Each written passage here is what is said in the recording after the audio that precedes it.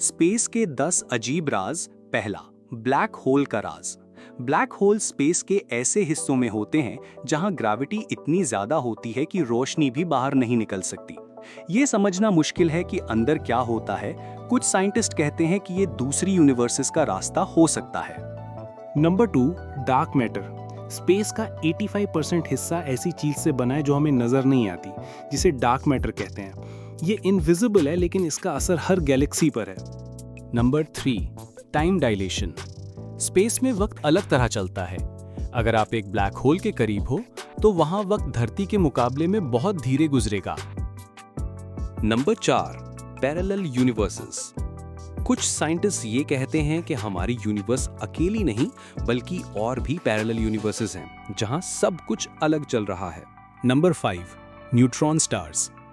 जब एक बड़ा स्टार एक्सप्लोड करता है तो उससे न्यूट्रॉन स्टार बनता है, जो छोटा होता है लेकिन एक स्पून उसका वजन लाखों टन के बराबर होता है।